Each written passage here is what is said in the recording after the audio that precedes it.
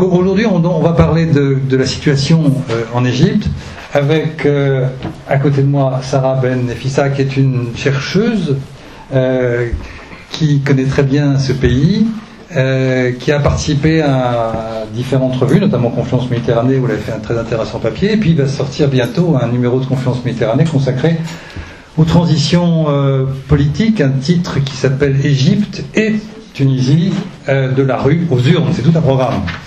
Et puis Alain Grèche, qui est rédacteur en chef adjoint du Monde diplomatique, directeur adjoint, pardon, du Monde diplomatique, et qui, comment dirais-je, a des racines égyptiennes, et qui connaît, et je crois aime beaucoup ce pays dont on parlait tous les deux à l'instant.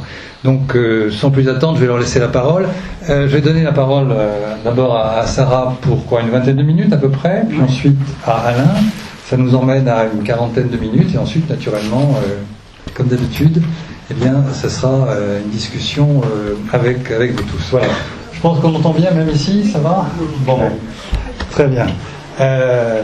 Sarah, en mettant, en t'approchant bien.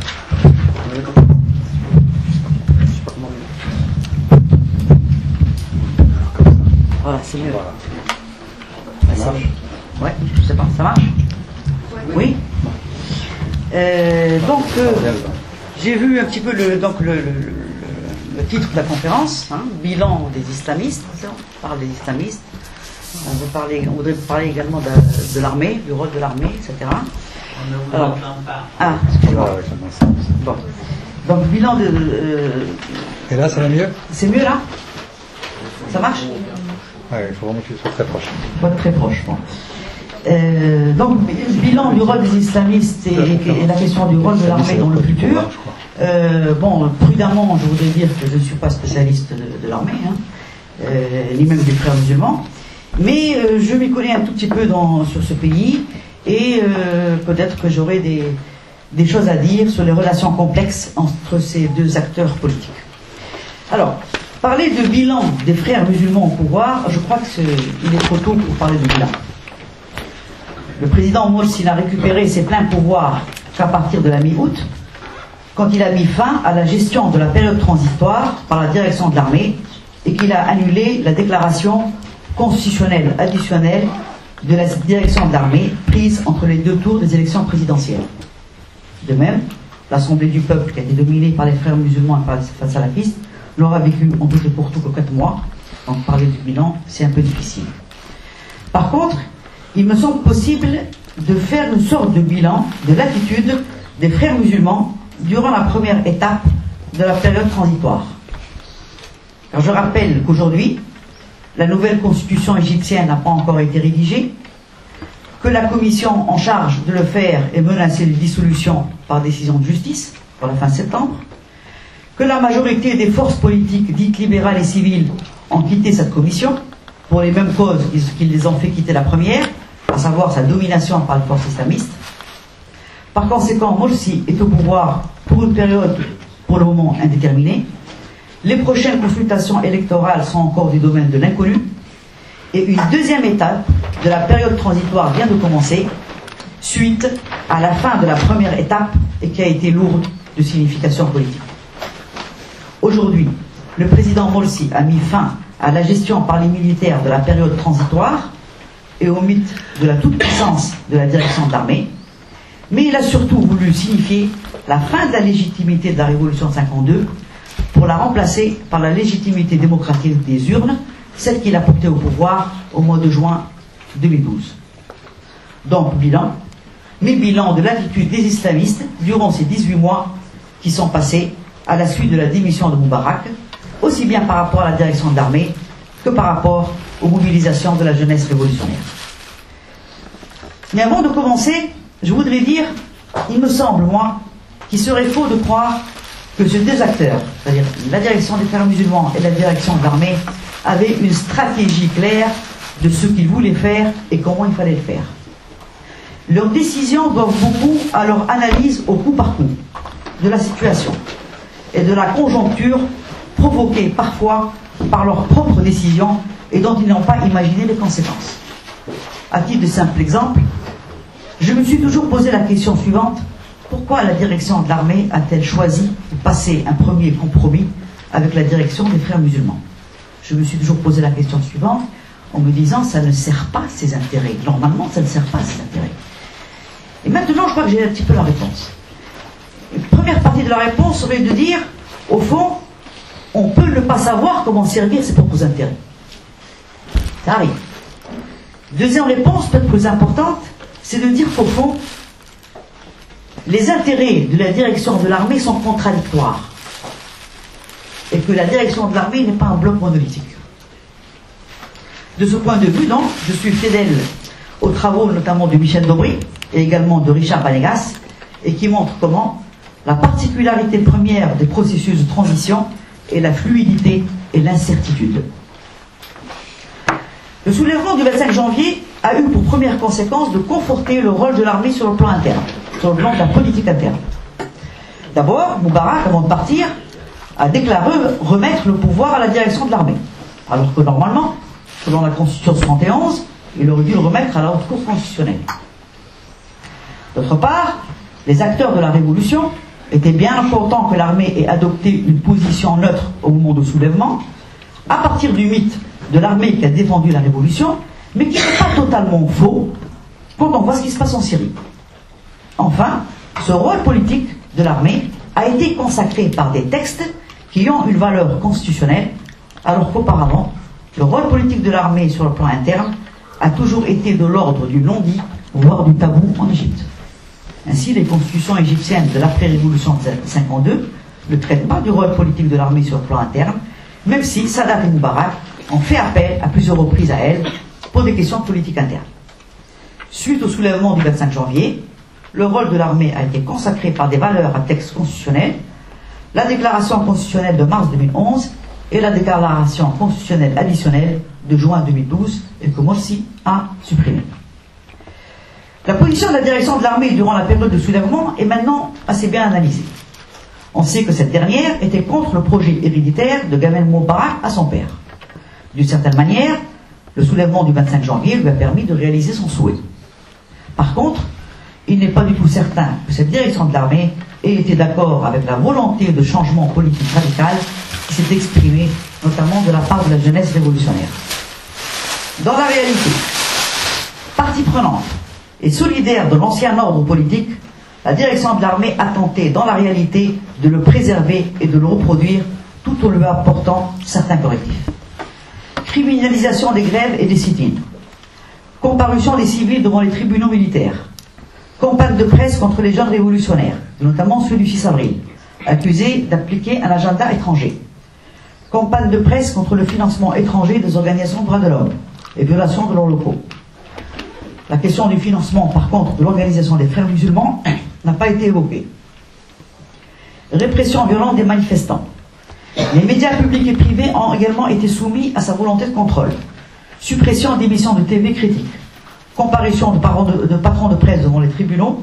Pression contre les journalistes et les animateurs de talk-show, etc. Une analyse des décisions politiques prises durant l'année 2011 montre comment certaines d'entre elles n'ont été prises que sous la pression des mobilisations de la rue, notamment celle de passer en jugement Hosni Moubarak et son entourage. Et il est significatif de noter également que certaines décisions positives ont dans la réalité été prises par les décisions de justice, notamment la dissolution du Parti national démocratique et la suppression des conseils populaires locaux, etc., etc.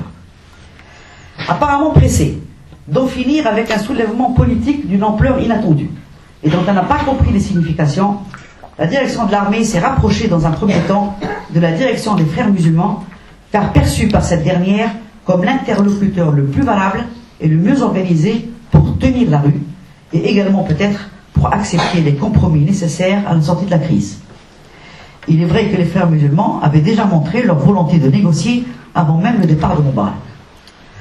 Ce sont donc ces deux acteurs qui décideront des étapes du processus transitionnel, qui montrera ses impasses ultérieurement, avec notamment le choix de faire rédiger la nouvelle constitution du pays par une commission choisie par les futurs députés et sénateurs. Un tel choix garantissait aux frères musulmans, conscients de leur poids électoral, une liberté importante pour rédiger la constitution. Ce sont donc ces deux acteurs qui décideront du processus transitionnel égyptien même si ce processus a été affecté par les décisions et les choix d'autres acteurs, notamment les acteurs juridictionnels. Le processus transitionnel choisi par les militaires et les frères musulmans a fait l'objet du référendum du 19 mars 2011. Désireux de changer la constitution avant d'organiser les élections, les jeunes de la Révolution et les forces civiles et libérales ont appelé à voter non aux réformes constitutionnelles.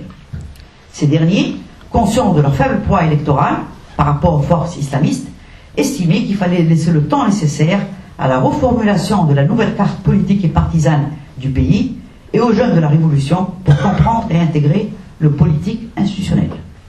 Le oui au référendum l'a emporté à plus de 77%. Il est vrai que frères musulmans ainsi que les salafistes avaient mis leur capacité de mobilisation électorale au service de ce vote d'adhésion, et des accusations de mécréance à l'encontre de ceux qui appelaient à dire non au référendum ont été prononcées, alors même que la question de l'islam n'était pas au cœur du référendum.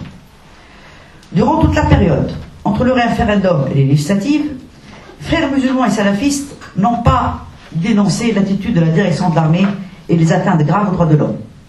Et ils ne se sont joints que très rarement aux différentes mobilisations organisées par les coalitions de la jeunesse révolutionnaire. En réalité, ils étaient occupés par leur nouveau parti politique et par l'inauguration de ce prestigieux immeuble, à l'inauguration duquel a assisté le ministre de l'Intérieur de l'époque. Par contre, ils ont montré une extrême mobilisation lors de la grande manifestation de fin juillet, dénommée en Égypte la millionnaire de Kandahar, à la place Tahrir, et au cours de laquelle les forces dites civiles ont quitté la place. Cette millionième faisait suite à la déclaration du numéro 2 de la direction de l'armée, Haynen, et qui a dit la phrase suivante: la question de la nature civile de l'État, au sens de non religieuse, est une question de sécurité nationale. Cette déclaration a été suivie par la proposition de l'adoption d'une charte de principes supra-constitutionnels, dite charte El-Selmi, proposée en novembre 2011. Cette dernière, tout en reprenant la référence à la loi islamique comme source principale de la législation, consacrait l'égalité des citoyens sans discrimination religieuse, mais surtout accordait à la direction de l'armée une autonomie dans la gestion de l'institution militaire et de son budget. Cette charte a été refusée par les jeunes de la Révolution, mais également par les forces islamistes, qui ont compris qu'ils n'allaient pas avoir les mains libres pour rédiger la nouvelle constitution du pays.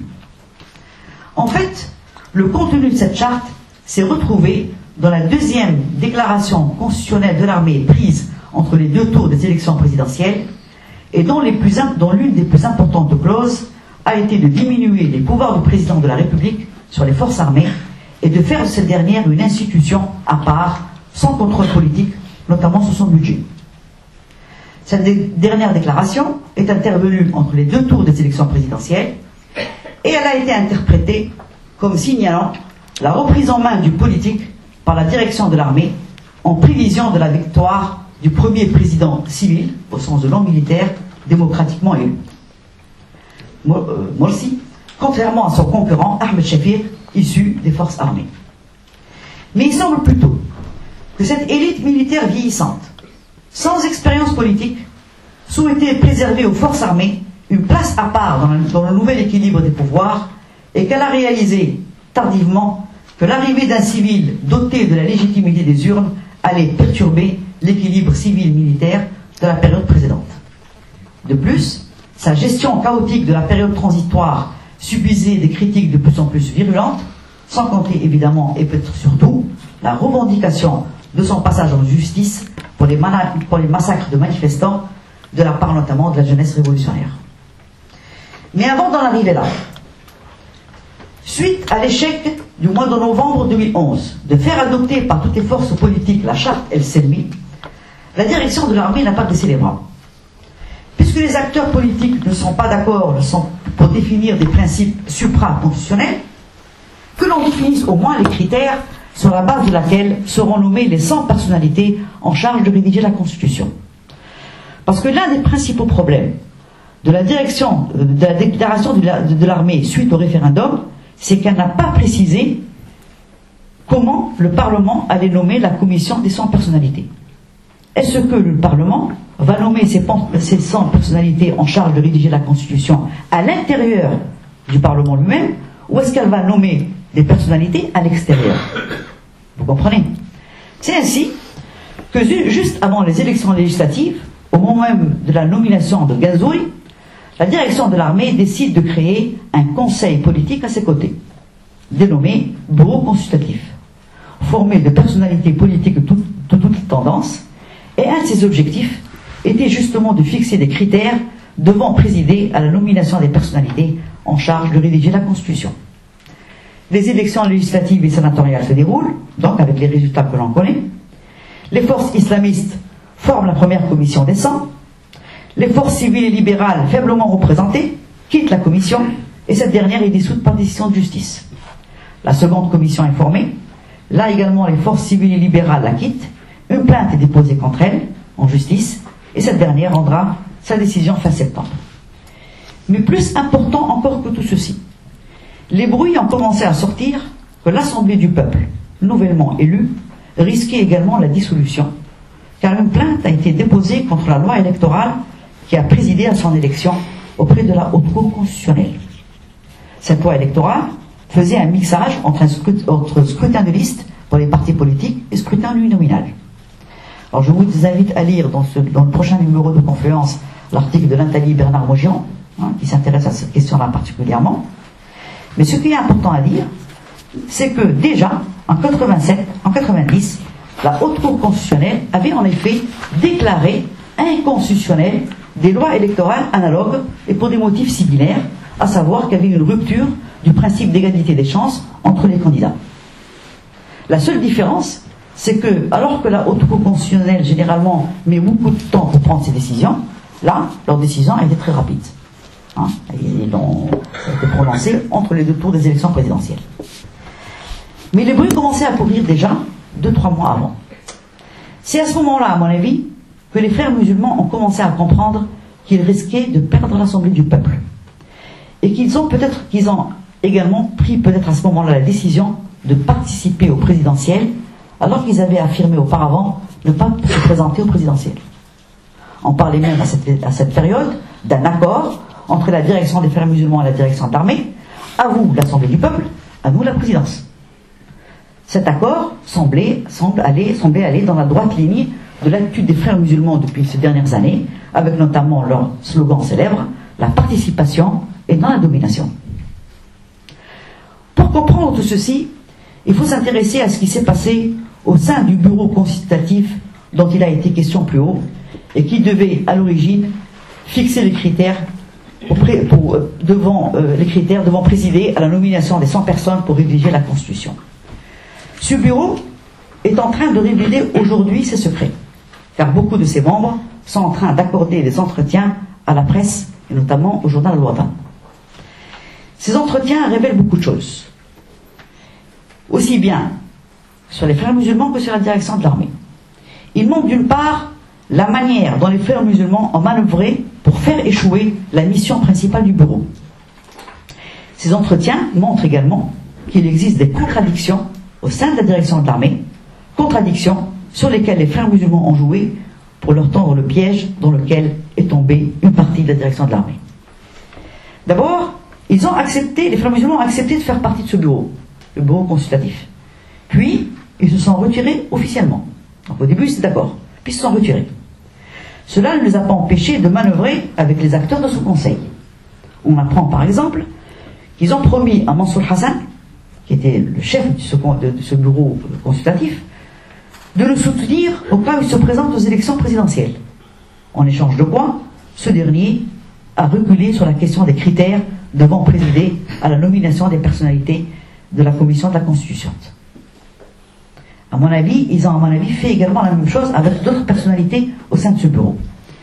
On apprend également que des accords se faisaient en secret entre les frères musulmans et la direction de l'armée, dans le dos des membres du conseil constitutionnel, de ce conseil-là.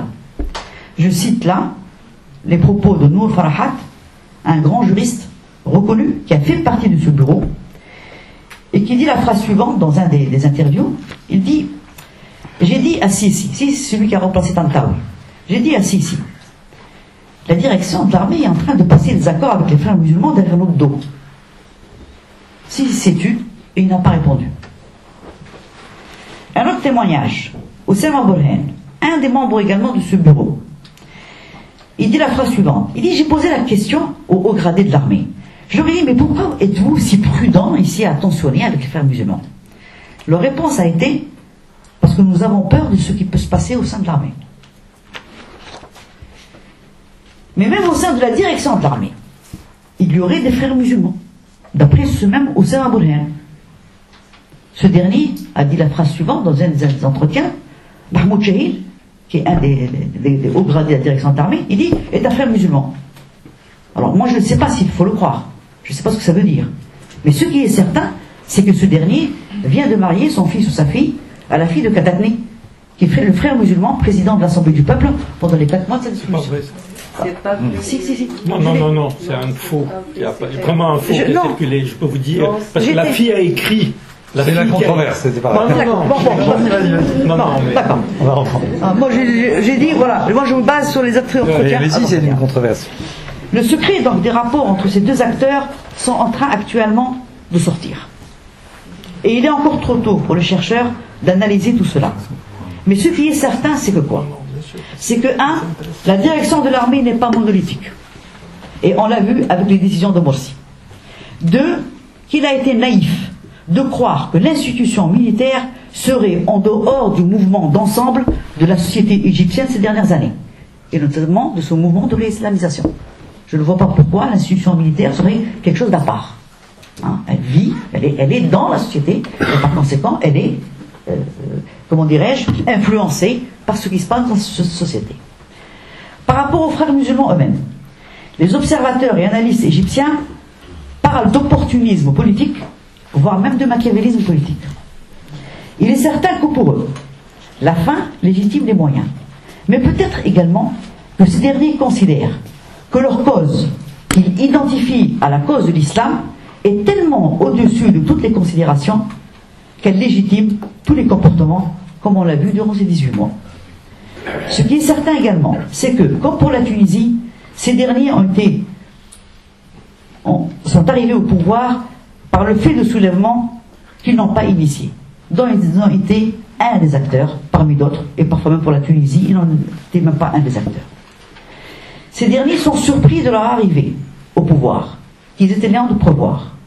À mon avis, c'est à partir de leur gestion de politique et de l'État que eux-mêmes vont enfin définir ce qu'ils veulent faire de l'Égypte, et qu'ainsi, ils vont pouvoir éclairer les analyses des chercheurs par-delà ce que ces derniers ont pu conclure ou parfois même imaginer. Mais rapidement, pour le moment, tout ce qu'on peut dire, c'est que aujourd'hui, les frères musulmans ont endossé le système de Moubarak, ne l'ont pas encore transformé, mais là, ce n'est qu'une première étape. On verra dans les prochains mois. Merci.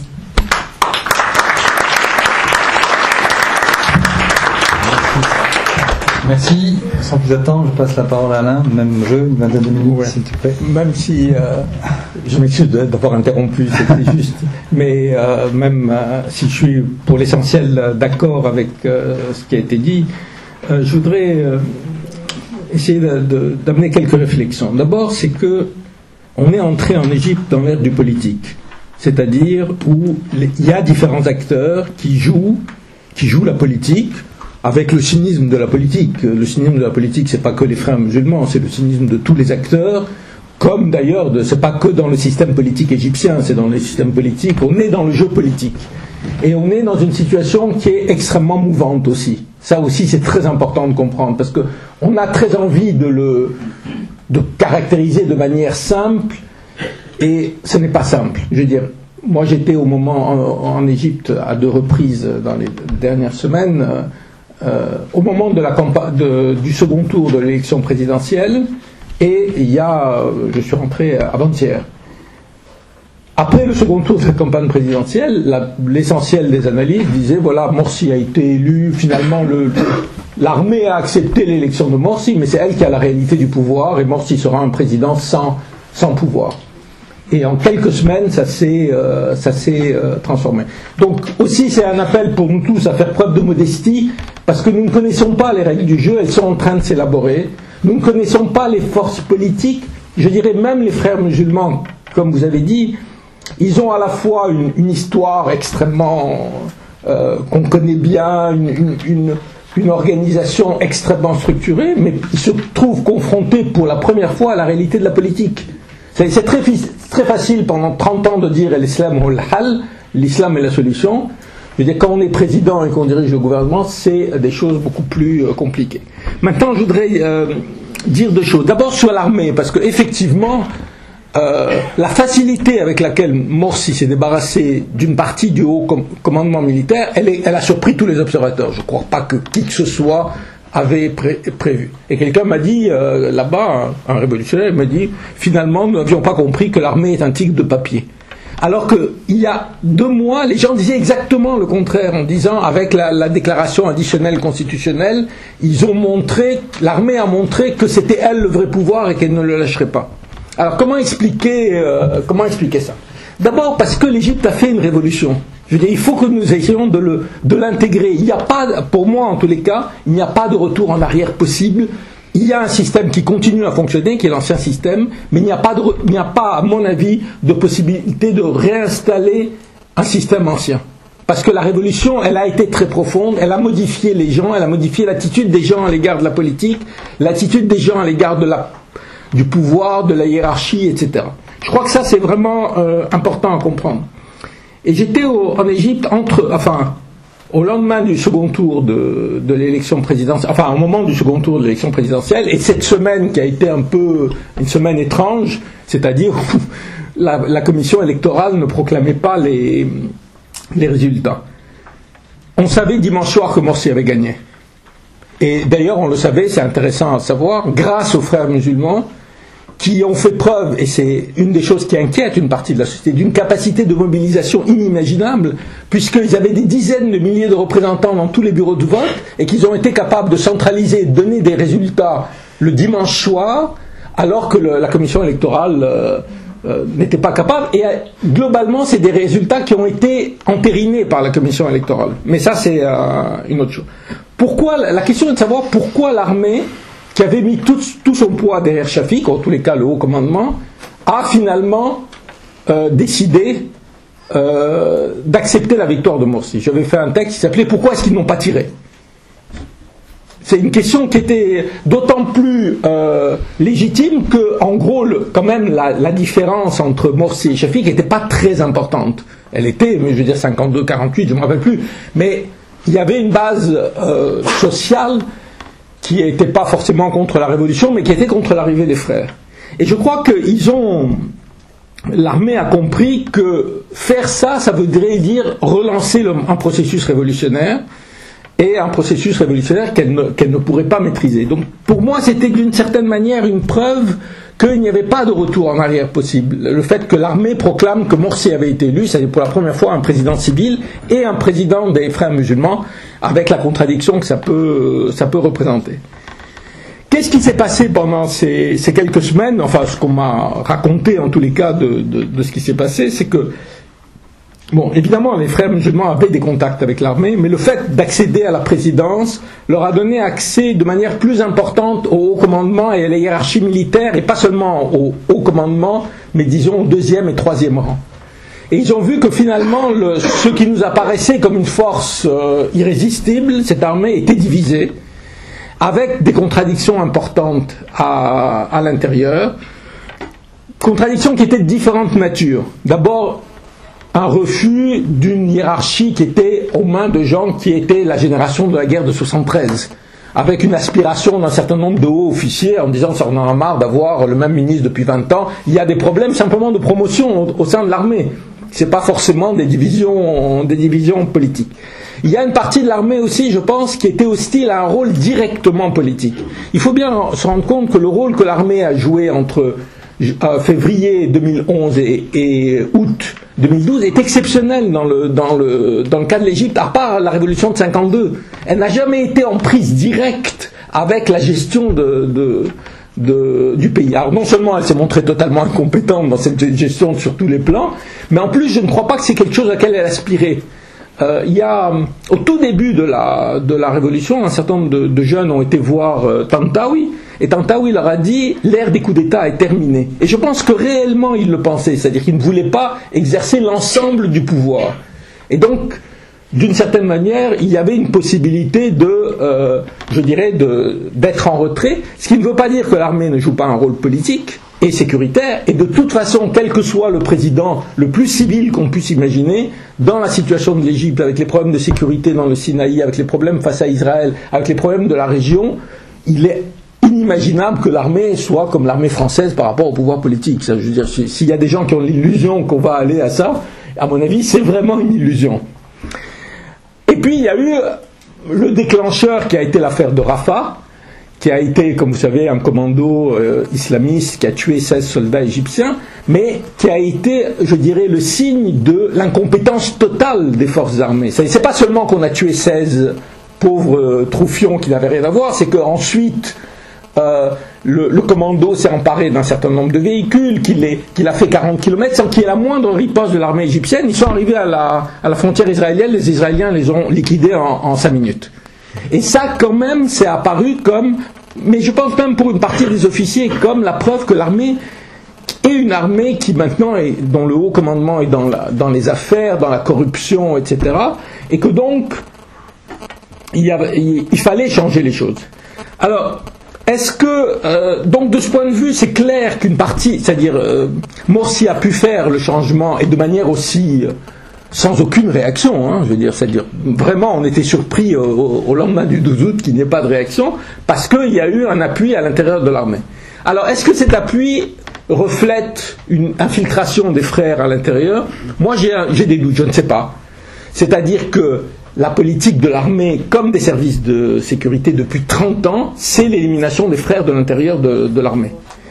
Il y a une islamisation de la société, c'est-à-dire, elle n'est pas que celle de l'armée, hein, je veux dire, pour ceux qui ont connu l'Égypte d'il y a 30 ou 40 ans, je veux dire, c'est frappant à quel point, je veux dire, il y a une islamisation qui n'est pas seulement le foulard, qui est les prières, qui est la référence à Dieu, beaucoup, beaucoup plus forte qu'il y a 30 ans. Et ça, c'est vrai aussi, évidemment, parmi les militaires. Mais est-ce qu'il y a vraiment des gens qui, à l'intérieur du haut commandement de l'armée, représentent les frères musulmans? Je ne sais pas. Moi, j'ai toujours pensé, mais peut-être j'ai tort, que les deux institutions ont des intérêts fondamentalement contradictoires, qui ne peuvent pas aller vers une alliance stratégique. Vous savez qu'une des thèses sur l'Égypte, c'était celle, je crois, défendue par Samir Amin, c'était que ce qui allait s'imposer en Égypte, c'est pas le modèle turc, c'est le modèle pakistanais. C'est-à-dire un modèle d'une armée islamisée alliée à une force politique. Moi, je n'y crois pas parce que, en fait, l'histoire de l'armée égyptienne, ça a toujours été de lutter contre les frères musulmans, et quand il y a eu même des alliances entre 52 et 54, c'est des alliances qui n'ont pas pu subsister parce que l'armée est hostile à l'existence de courants politiques organisés en son sein. Mais je reconnais que c'est un pari. Maintenant, donc, voilà pourquoi, à mon avis, ça a été aussi facile. Ça a été aussi facile parce que la décision de Morsi a été largement appuyée par l'ensemble de la société, à l'exception de ce qu'on peut dire les représentants de l'ancien régime.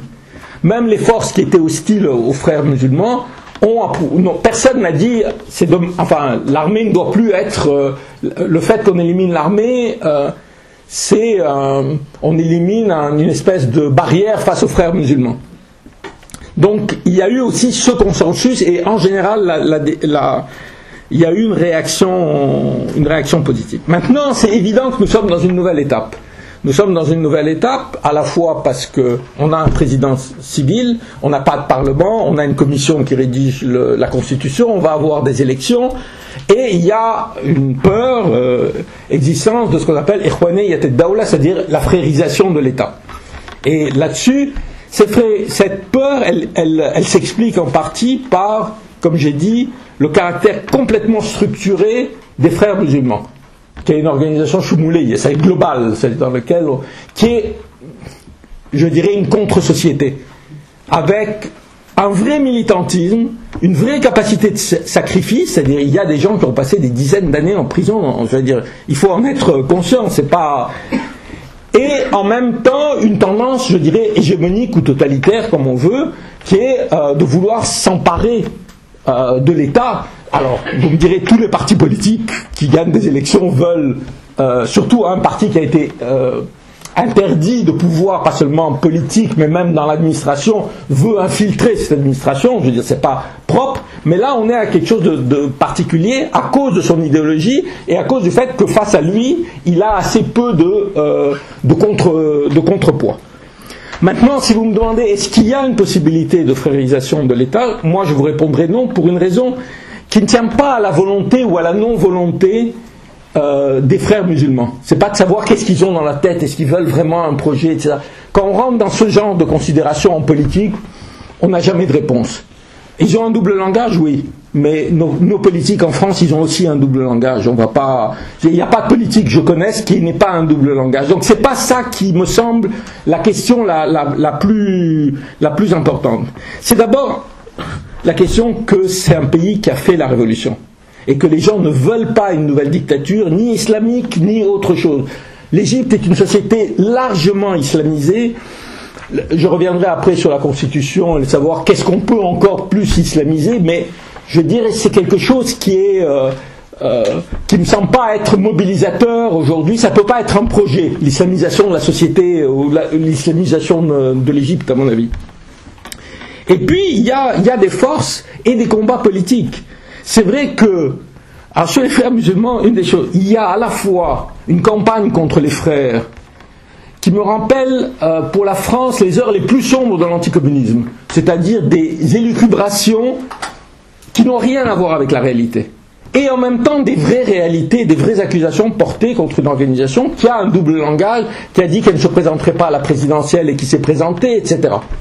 Un des exemples, je vais essayer de revenir, mais c'était sur cette question du mariage. La fille qui s'est mariée, qui est une journaliste, a fait un très long blog pour expliquer comment elle a épousé le fils d'un dirigeant de l'armée, et elle a le nom d'un dirigeant des frères musulmans. Et elle a expliqué qu'elle n'avait rien à voir avec ça, etc. Mais des rumeurs comme ça, vous en avez des milliers. Je vais vous raconter une chose qui m'a fasciné, je veux dire.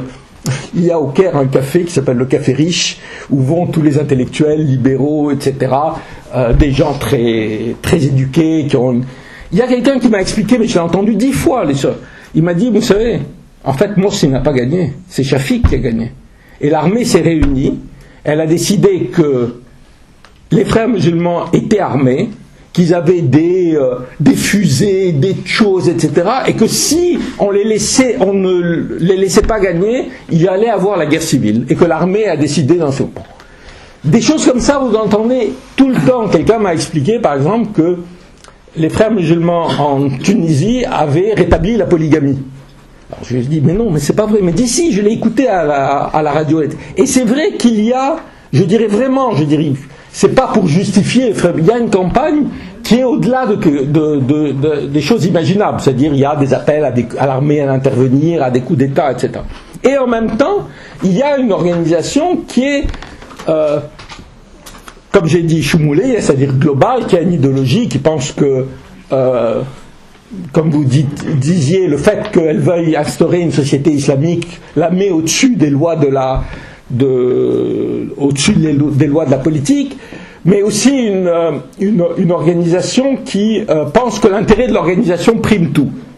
C'est-à-dire des militants qui pensent que défendre l'organisation, c'est défendre l'Égypte, c'est défendre le projet islamique, et c'est donc, ça justifie tout. Et on a vu les tergiversations on a vu au moment où ils ont collaboré avec l'armée, au moment où il y avait au moment des législatives où l'armée réprimait de manière violente les jeunes révolutionnaires, les frères musulmans n'ont rien dit. On a vu qu'ils avaient promis de ne pas se présenter à l'élection présidentielle, ils s'y sont présentés, etc. Donc ils ont cette attitude de zigzag et de double langage. En même temps, c'est-à-dire, la différence avec avant, c'est que justement maintenant on les juge non pas sur les déclarations de savoir qu'est-ce qu'ils vont faire mais qu'est-ce qu'ils font réellement.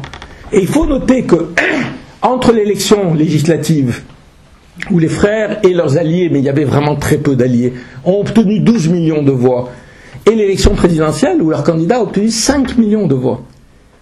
Et je veux dire, il faut vraiment mesurer ce que ça signifie. C'est-à-dire, on n'est pas dans une bon, il y a, comme j'ai dit, une situation qui est extrêmement fluide, les gens changent, etc. Mais il y a, alors, j'ai dit, il y a une campagne anti-frères, mais moi, ce qui m'a frappé, c'est les sentiments anti-frères qui dépassent très largement ceux des couches moyennes, entre guillemets, occidentalisées, même si je n'aime pas le terme. Il y a un profond sentiment dans une partie des couches populaires contre les frères, contre leurs pratiques. Parce qu'ils ont comme je dis, leur force et leur faiblesse, c'est d'être une organisation fermée. C'est-à-dire où, quand vous êtes membre de l'organisation, vous bénéficiez de toute une série de choses. Il y a une vraie solidarité, mais quand vous n'êtes pas membre de l'organisation, vous ne bénéficiez de rien. Et donc ça a à mon avis, des conséquences. Quelqu'un m'a raconté une anecdote alors je vais revenir après sur les débats à l'intérieur des frères. Un jeune frère qui a quitté les frères. Et qui me dit, quand j'ai quitté les frères, il y a un ami à moi qui est venu me voir et me dit, mais tu sais, ta sœur a plus trouvé personne à épouser. C'était pas une menace. C'était simplement l'idée, on est une organisation, on se marie, les mariages se font, on est une contre-société. Et si tu quittes la contre-société, tu perds une partie de ton pouvoir. Mais et ce qui me rend optimiste, au-delà du fait que l'Égypte a fait la révolution, c'est que la révolution en Égypte, c'est pas seulement une révolution contre l'État, c'est une révolution contre des structures autoritaires, patriarcales, dont les frères musulmans sont un exemple. Et ce n'est pas étonnant que c'est la première fois dans l'histoire des frères qu'il y a de vraies scissions chez les frères. Il y a eu le parti Ouassat, il y a eu Aboul Foutour, etc. Il y a les jeunes qui ont quitté. Il y a des tensions internes dans les frères. Avant, si vous voulez, dans les années 50, quand vous étiez, ou 60 ou 70, vous étiez militant des frères dans une ville de province. La seule information politique, vous venez directement du sommet de la direction des frères. Aujourd'hui, c'est plus le cas. Vous êtes un militant à Sud, vous avez relation avec des militants à Alexandrie, vous avez des relations avec d'autres, etc. Il y a je pense que la structure même des frères est ébranlée. Alors, je pense qu'elle aurait été plus ébranlée si Morsi avait perdu, parce que c'est le pari de présenter Morsi, c'est un pari de la direction, je dirais, du noyau le plus conservateur, notamment Shatter, qui est un homme d'affaires richissime, mais vraiment la tête pensante des frères, et qui s'est fait contre une partie importante de l'organisation. Vous savez que pour imposer la décision d'un candidat à la présidentielle, il a fallu 3 jours de réunion au Majlis Shura, c'est-à-dire le comité central, si on veut, d'une centaine de membres, avec des pressions extrêmement fortes sur les gens qui étaient hostiles, parce qu'au départ il y avait une majorité hostile, pour imposer une décision qui a été prise, je crois, 52 contre 48. Et là aussi c'est un signe intéressant, c'est-à-dire que cette structure autoritaire et totalitaire des frères, elle est elle-même ébranlée de l'intérieur. Maintenant, je ne fais pas de prédiction sur ce qui va se passer en Égypte. Il y a des courants différents, il y a des luttes différentes. Il y a eu des forces politiques qui se sont organisées, mais avec beaucoup de mal. Et c'est vrai qu'une des choses qui est frappante, moi je pense qu'en partie la révolution égyptienne est une révolution de la jeunesse. Or cette jeunesse n'est pas représentée dans aucun parti politique de manière sérieuse, enfin dans aucun des grands partis politiques. Et j'ai été à la Lajnat Sissé, qui rédige la Constitution, et outre le peu de nombre de femmes, ce qui est frappant, c'est le peu de nombre de jeunes. C'est-à-dire, on a Amr Moussa qui doit avoir 80 ans, etc. C'est-à-dire les mêmes têtes et assez peu de renouvellement. Il y a aussi une division des forces politiques qui est à la fois normale. Je veux dire, il n'y a pas de raison qu'il y ait une unité de tous les politiques. En plus, je pense que l'idée de faire un grand front contre les frères serait une catastrophe, parce que ça n'a pas de sens. Parce que ça ferait de la lutte en Égypte une lutte en gros entre la religion et ceux qui sont contre la religion, et à mon avis les forces qui s'engageraient là-dessus risqueraient de perdre. Mais il y a une division qui est au-delà simplement des clivages normaux, gauche, droite, centre-gauche, gauche radicale, etc. C'est-à-dire que je dirais, comme il n'y a pas de vraie idéologie de substitution à l'islamisme, c'est contrairement aux années 50-60 où les gens disposaient d'idéologie, le nationalisme égyptien, le nationalisme arabe révolutionnaire, le socialisme, le communisme, il n'y a plus d'idéologie mobilisatrice aujourd'hui dans le monde arabe. Et donc, la plupart des forces qui s'organisent autour de personnalités politiques. Alors vous pouvez avoir des phénomènes comme a été le phénomène de Hamdin, c'est-à-dire un phénomène, je dirais, ponctuel qui est arrivé à la surprise de tout le monde en 3e position de la campagne présidentielle, mais il a beaucoup de mal à former un parti, il a beaucoup de mal à faire des alliances, et quelqu'un avec qui je discutais, qui est de centre-gauche, me disait qu'il essaye de faire des alliances, et qu'il a compris des dernières élections qui ont lieu en décembre que le seul problème des alliances, c'est pas du tout le programme politique, parce qu'en gros tout le monde, enfin, il n'y a pas de, comment dire, il n'y a pas de, c'est pas là-dessus que se fait les différences. La question, c'est qui va se présenter aux élections, c'est tout. Et donc ça, c'est réellement quelque chose de problématique. Dernier élément, et je terminerai là-dessus, c'est sur, je reviens sur la frérisation de l'État. Pour qu'il y ait un changement des élites dirigeantes, il ne suffit pas d'avoir une organisation forte, il faut un projet. Quand Nasser prend le pouvoir en 1952, il élimine une partie des anciennes élites, mais il intègre l'élite, enfin je veux dire les cadres administratifs, etc., parce qu'il a un projet, qui est un projet clair, je veux dire, nationaliser, en finir avec les Britanniques, après construire une économie moderne, et ça. Quand Sadat s'empare du pouvoir en 1970, il le fait dans la suite de la défaite de juin 67, avec un nasserisme totalement ébranlé. Il propose, je veux dire, quelque chose qui est une forme de pluralisme avec la création des tendances à l'intérieur de l'Union socialiste arabe, une certaine ouverture politique, l'infitah économique qui apparaît comme une ouverture économique qui apparaît comme... Il a un vrai projet qui va mobiliser les élites. Ce qui est frappant chez les frères, c'est qu'il n'y a pas de projet. Savez-vous, on peut discuter pendant un an de la charia, de qu'est-ce que ça signifie, etc. Mais ce n'est pas un projet politique. Si vous prenez aujourd'hui sur l'économie, qu'est-ce qu'ils vont faire? Ils vont signer l'accord avec le FMI, alors que juste avant, quand ils étaient dans l'opposition, ils expliquaient que non seulement ils ne signeraient pas, mais que c'était contraire à l'islam parce qu'il y avait des intérêts. Et aujourd'hui, c'est intéressant de voir que non seulement les frères, mais même les salafistes disent que ce n'est pas contraire à l'islam. Ce qui prouve d'ailleurs qu'on peut faire dire à l'islam vraiment ce qu'on a envie de lui faire dire. Sur la politique étrangère, c'est vrai que d'une certaine manière, Morsi je ne rentre pas dans le détail de sa visite à Téhéran, mais je pense que c'était très très intelligent tactiquement, mais ça n'a aucune portée. Il n'y a pas de politique étrangère nouvelle. Sur la paix avec Israël, ils disent aujourd'hui qu'ils vont appliquer les accords à Camp David. Donc, on n'a pas l'impression, si vous voulez, pour qu'il y ait un danger, à mon avis, de frérisation, il faudrait l'organisation qui est présente, mais elle est elle-même divisée, parce que toutes ces questions qui traversent la société égyptienne, de la démocratie, de l'état civil, elles traversent aussi les frères. Mais il faudrait aussi qu'ils aient un projet, et je pense qu'ils n'ont pas de projet. Je terminerai en disant simplement qu'on est dans une situation ouverte, la révolution n'est pas finie, simplement peut-être, et je l'écris, c'est-à-dire le mouvement a été tellement extraordinaire en janvier-février, c'est-à-dire ça a été vraiment à la fois une divine surprise, mais aussi comme tous les mouvements, comme tous les moments forts de l'histoire d'un pays, un moment d'utopie totale, et je ne le dis pas en termes négatifs, c'est-à-dire on était tous ensemble, les garçons, les filles, on avait l'impression qu'on pouvait changer le monde, et en même temps on s'est rendu compte que ce qu'on avait changé c'était Moubarak, et que le système était là, il est encore là, et que la transformation de ce système, qui n'est pas seulement la transformation du système politique, qui est aussi une société qui est en crise, avec un système d'enseignement qui ne marche plus, avec un système sanitaire qui ne marche plus, avec les problèmes d'approvisionnement, de gaz, d'électricité, etc. Tous ces problèmes sont encore là. Et que les transformations de cette société, de toute façon, va prendre du temps, mais que, comme je l'ai dit en commençant, pour moi, il n'y a pas de retour en arrière possible. Merci. À ces 3 questions, moi je voudrais simplement faire la réflexion suivante. En effet, je crois que c'est très important de dire qu'aujourd'hui les islamistes, soit en Tunisie, soit en Égypte, sont arrivés au pouvoir, mais dans le cadre de sociétés qui ont énormément changé. De sociétés qui ont fait une révolution. Et ça c'est très très important. Dans le cadre de sociétés qui ont changé. Et ça c'est fondamental. Et ça c'est très perceptible.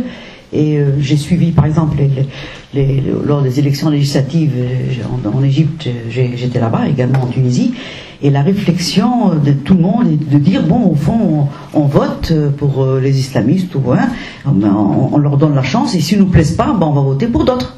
Mais de toutes les manières, Meydan Tahrir est toujours là. Et ça, c'est fondamental. C'est-à-dire, c'est une expérience, quand même, il y a un avant et un après. Et je crois que ça, il ne faut pas l'oublier, et ça se voit avec les différences entre les résultats obtenus par les islamistes aux législatives et les islamistes aux présidentielles. Le score de Morsi a été particulièrement faible, et ça montre bien qu'au fond, dans la réalité, les électeurs ont beau voter islamistes sur le plan local, mais ne pas faire confiance à des islamistes sur le plan national, à cause des enjeux de ce que c'est qu'une institution présidentielle, notamment en Égypte, dans lequel l'institution présidentielle est quelque chose de très fort. Là, on n'a plus confiance. Je crois que ça, c'est important à dire. Par rapport au projet politique, est-ce qu'il y a un projet, qui a un projet politique en Égypte?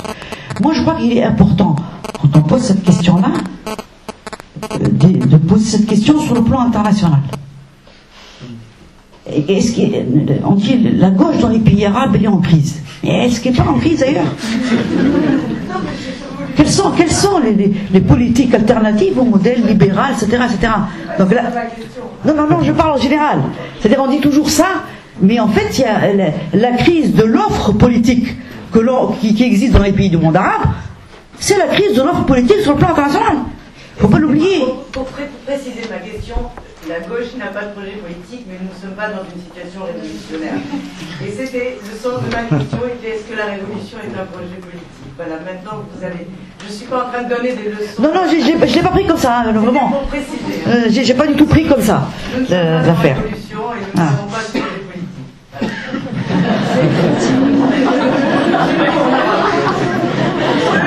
Révolution, alors je demande, y a-t-il un projet politique dans cette révolution? C'était le seul. Non, mais j'ai pas. J'ai très modeste. Non, parce que la question que vous avez posée, on l'a souvent posée depuis quelques mois. Et moi, je crois qu'il faut dire que les pays de la zone arabe participent au temps mondial de ce qu'on dénomme la crise du politique, la crise de l'offre politique, la crise de l'organisation partisane qu'on retrouve un petit peu ailleurs. Par rapport à la ligne de partage révolutionnaire et contre-révolutionnaire, moi je crois que la ligne de partage, elle existe dans tout individu, tout citoyen dans ces pays. On ne peut pas analyser les résultats électoraux, que ce soit en Égypte, aux législatives et aux présidentielles, si on ne se met pas dans la tête que les gens, de manière générale, notamment les classes populaires, sont fatigués de la révolution. Ils sont fatigués de Meydan Tahrir. Ils sont fatigués des jeunes révolutionnaires. Parce qu'il y a un problème de sécurité. Parce que là, les gens ne peuvent plus aller travailler tranquillement. Parce que le soir, on ne peut plus sortir comme là. Parce que maintenant, on fait attention quand on prend la voiture, etc. Parce que le ministère de l'Intérieur traîne des pieds, il a une dépression nerveuse après ce qui s'est passé, il traîne des pieds, et les gens n'en peuvent plus. Donc cette histoire de... quelle est la ligne de partage entre révolutionnaire et contre-révolutionnaire? Elle est dans tout un chacun. Et au fond, le vote, notamment pour les salafistes et pour les frères musulmans aux législatives, a été un vote pour confiance dans l'islam, dans les islamistes, etc., à cause de leur base sociale, etc. Mais aussi, on a voté pour eux à cause de leur alliance, de leur premier compromis avec la direction de l'armée, et qu'ils ont été identifiés comme étant ceux qui défendent l'ordre et la sécurité. C'est pour ça que, au présidentiel, Shafir, il a eu autant de... C'est lui qui a représenté le retour à l'ordre et à la sécurité.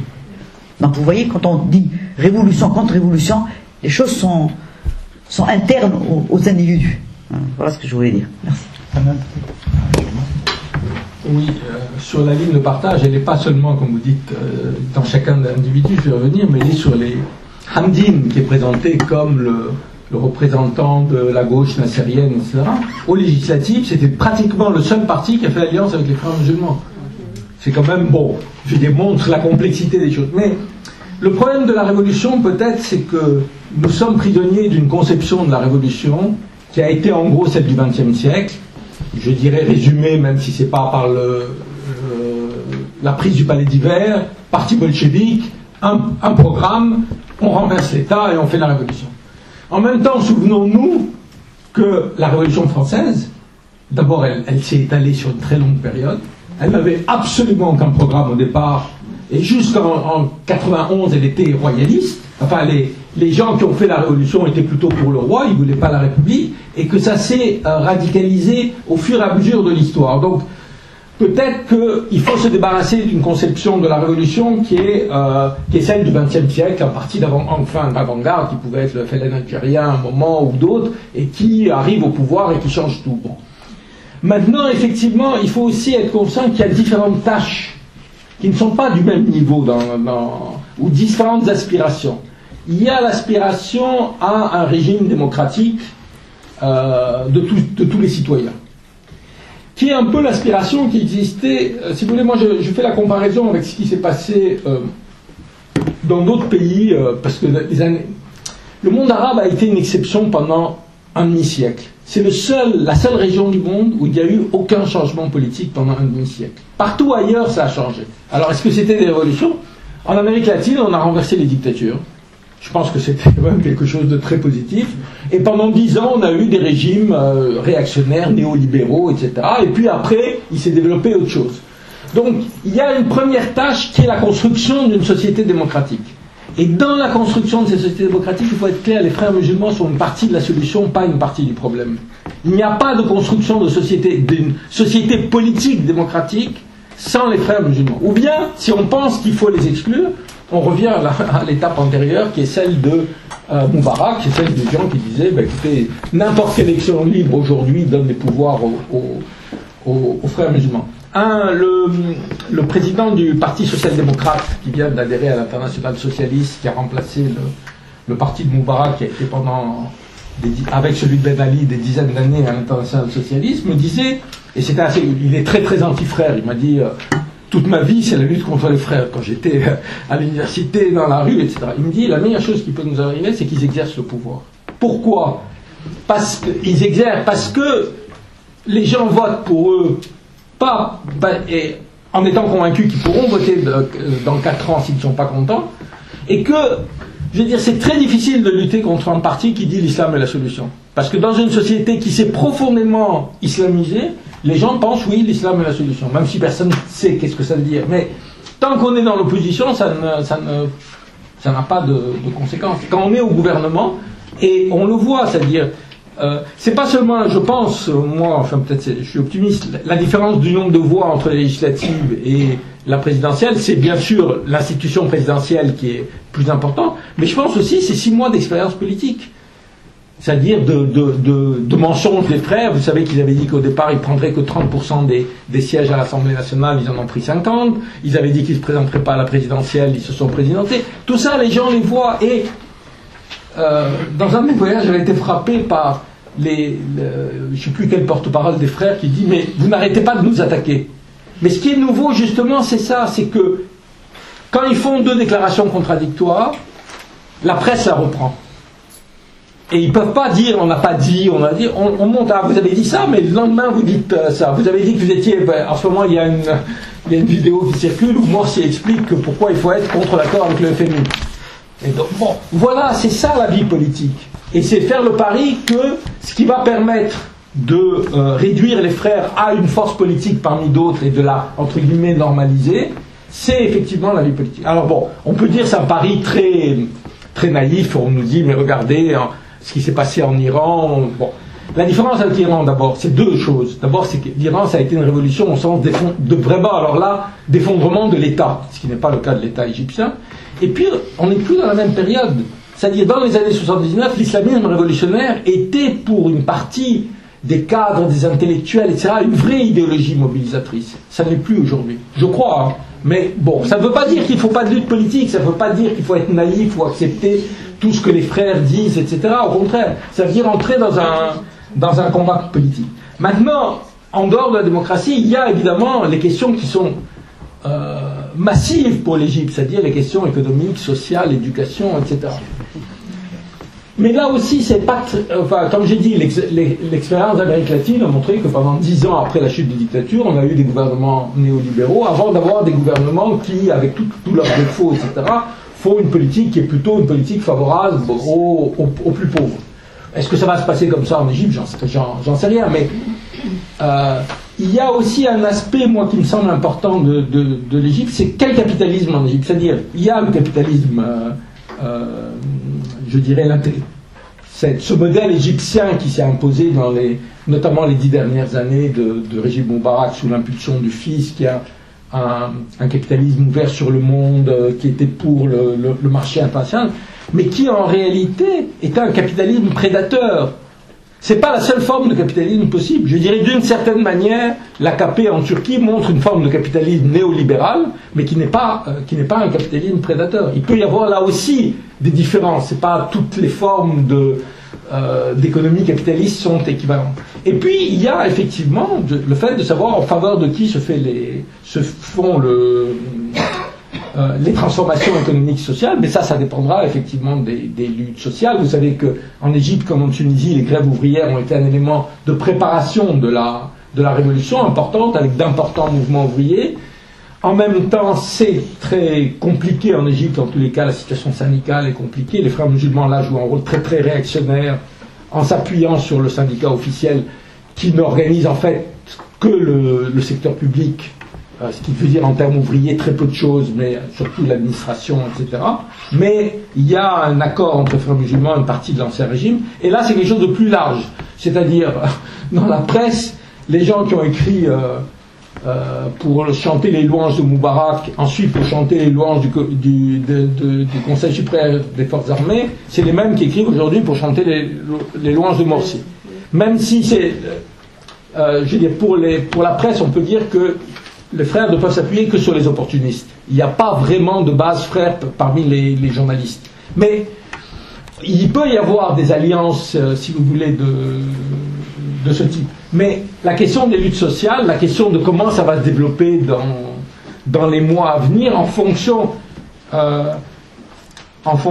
des transformations qui vont être imposées. Et c'est vrai, ce que vous dites, je suis d'accord, c'est-à-dire qu'il y a une fatigue des gens qui disent, bon, maintenant, il faut se remettre au travail.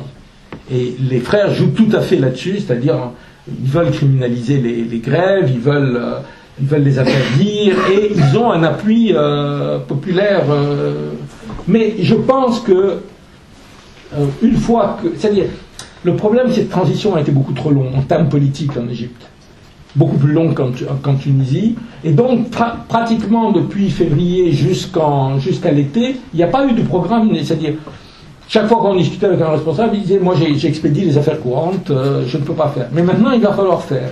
Et c'est évident qu'à la fois les gens espèrent un certain retour au calme, mais qu'il va y avoir en même temps, il y a des mouvements sociaux dans les entreprises, il y a des revendications. En ce moment, il y a notamment les enseignants qui sont dans la rue. Il y a 1001 revendications et que ça va aussi se jouer là-dessus. Donc, je dirais qu'il n'y a pas un moment où on va dire ça, la révolution va avoir réussi. Je veux dire, je sais pas. La révolution, on saura si elle a réussi. Je dirais dans 100 ans. J'ai raconté l'anecdote de Chou Enlai, qui était le ministre des Affaires étrangères chinois, à qui on demandait donc dans les années 1980, on lui disait qu'est-ce que vous pensez. Que pensez-vous des conséquences de la Révolution française? Il réfléchit un moment et il dit c'est trop tôt pour répondre.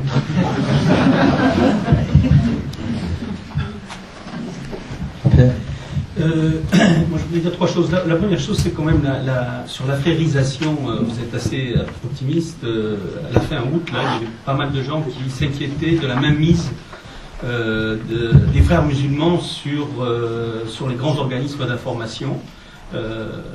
Qui était loin d'être discret. La deuxième chose, c'est sur le clivage entre les révolutionnaires et les non-révolutionnaires. Je pense que c'est assez compliqué. Moi, j'ai vu pas mal de démocrates ou de révolutionnaires qui ont voté Shafik aux dernières élections. Et donc, je pense qu'il y a une porosité. On parle de l'ancien régime, mais je pense qu'il y a une porosité entre les démocrates et les partisans de l'ancien régime. Alors la troisième chose, c'est une question, c'est qu'il y a pas mal de gens en Égypte qui ont parlé, qui m'ont parlé de la rencontre entre Clinton et les frères musulmans avant le deuxième tour des élections, ou avant le premier, je ne me rappelle plus. Alors, est-ce que qu'est-ce que c'est cette histoire-là? Est-ce que parce qu'on n'a pas du tout parlé de l'international dans vos exposés, il n'y a que des acteurs, il y a que des acteurs nationaux.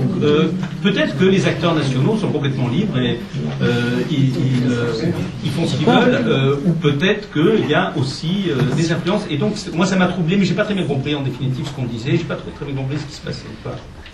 Ok. Moi, je voulais juste faire une petite remarque par rapport à ce que vous avez dit, Monsieur Grech. Pas de retour en arrière, bien sûr, à propos de la Révolution. Je ne suis pas une spécialiste de l'Égypte, mais je connais l'Algérie, le Maroc, la Tunisie. Maintenant, les frères musulmans, ok, moi je suis d'accord pour qu'on leur laisse la pratique du pouvoir. Il n'y a pas de projet. On a vu que les islamistes, ce qui les intéressait, c'était d'arriver au pouvoir pour arriver au pouvoir. Mais enfin, quand même, il y a une partie de la population qui risque de payer cher les pratiques, ne serait-ce que les femmes, par rapport au projet que proposent ces partis-là. Et moi, je ne crois pas. Enfin, je ne suis pas une féministe convertie, mais je ne crois pas que ce soit une bonne chose que de les laisser faire, parce que là, on va assister à une véritable régression, et c'est jamais bon. C'est vrai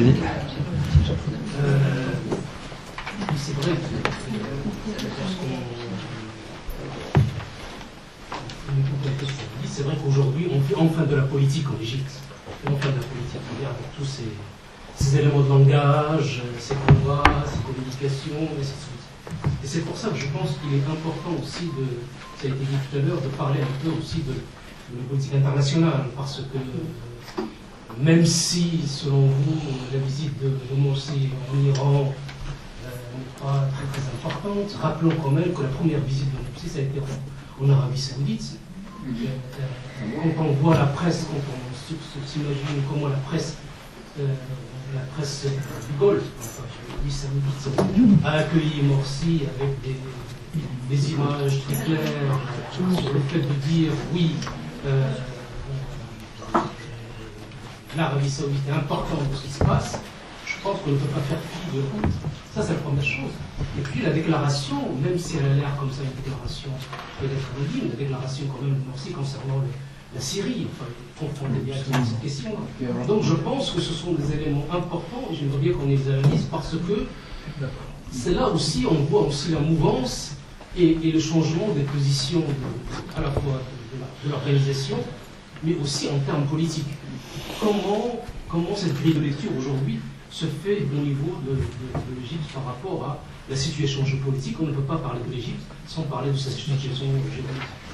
Encore une question peut-être, et puis après, il y en a plusieurs, alors allez-y monsieur, après. Bon, c'est à propos de cet amant. Oui, allez-y, une dernière question, après on reprendra un deuxième. L'Égypte vit maintenant une situation, une crise, vraiment une crise économique. Qu'est-ce que vous pensez du rôle du financement du Qatar, de FMI, de l'Arabie Saoudite, pour faire sortir l'Égypte et quelle influence aura cet argent sur la décision égyptienne? Ok, merci, on arrête ouais. là. D'accord, rapidement. Alors, la question sur la presse, hein, l'information. Effectivement, là, ce qu'on pourrait peut-être reprocher le plus aux frères musulmans dans ces nominations des responsables de presse, etc., c'est que dans la réalité, ils ont repris le système de Moubarak de nomination au lieu de consacrer l'autonomisation des journaux, pour qu'ils élisent entre eux, etc. Non, ça a été le Majlis Shura qui lui-même a nommé les gens. Donc il a repris le système pour le recontrôler. Mais en effet, là également, au niveau de la presse et au niveau de tout ce qui est élite intellectuelle, médiatique, journalistique, ils n'ont pas beaucoup de personnes. C'est plutôt ce qu'on appelle les élites libérales ou civiles qui sont les dominants à ce niveau-là. Frères musulmans, on n'en a pas beaucoup. Et d'ailleurs, ce serait assez important d'analyser pourquoi. Ce n'est pas rien. À mon avis, c'est un symptôme de quelque chose, de limite et de... Bon, je ne vais pas plus loin. Par rapport bon, sur l'histoire de Coptes et le poids étranger, là, franchement, je ne suis pas très spécialiste sur le sujet. Tout ce que j'ai pu lire un petit peu à droite et à gauche, effectivement, qu'il y a eu des rencontres avec la direction des Frères musulmans, avec des responsables d'administration américaine, avant même les résultats des présidentielles, pour justement tenter de rassurer un petit peu l'administration américaine. Par rapport aux femmes, je crois que c'est important ce que vous dites. Il y a les femmes et aussi les Coptes. Hein, c'est pas rien. Et c'est très important. Et les Coptes égyptiens sont très inquiets. Hein, parce que une chose est de la direction des Frères musulmans qui peut être intéressante, etc., etc. Puis après, qu'est-ce que ça peut influencer sur le plan de la vie de tous les jours dans les quartiers, etc.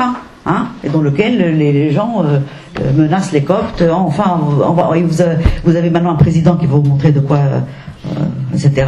On les traite. Je crois que ça c'est grave. Hein, donc tout ce que ça peut alimenter comme attitude anti-Copte.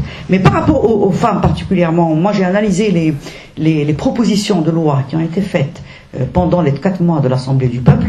Effectivement, il y a eu, dominé donc par les Frères musulmans et aussi par les salafistes, hein, il y a eu des propositions de loi pour remettre en cause le khola, c'est-à-dire la possibilité de divorce, etc.